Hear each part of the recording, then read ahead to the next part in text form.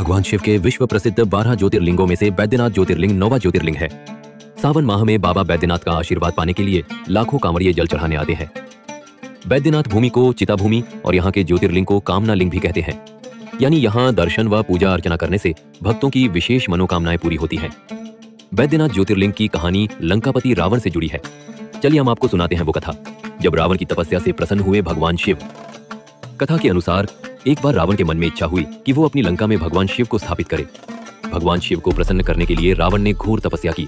रावण ने भगवान शिव को प्रसन्न करने के लिए 9 सिर काटकर यज्ञ में अर्पित कर दिए।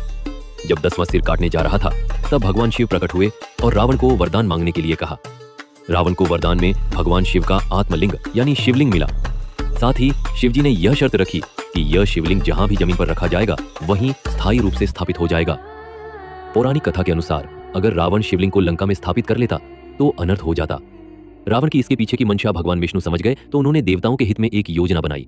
जब रावण शिवलिंग को लेकर लंका जा रहा था तब देवताओं ने वरुण देव को कहा, आप रावण के पेट में जाए ताकि इसे लघुशंका की आवश्यकता हो।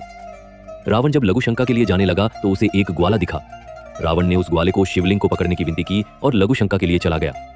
ग्वाले ने शिवलिंग थोड़ी देर तक तो पकड़े रखा, लेकिन अधिक भार होने के कारण उसने शिवलिंग को जमीन पर रख दिया। जमीन पर रखने से उस शिवलिंग की वहीं पर स्थापना हो गई। रावण जब वापस लौटा तो देखा कि शिवलिंग स्थापित हो चुका है। रावण की लाख कोशिशों के बाद भी शिवलिंग जमीन से नहीं हिला। क्रोध में रावण ने शिवलिंग को जमीन में दबाने की कोशिश की, जिससे लिंग का कुछ हिस्सा जमीन में धंस गया। तब से भगवान शिव यहाँ बैद्यनाथ के रूप में वास करने लगे।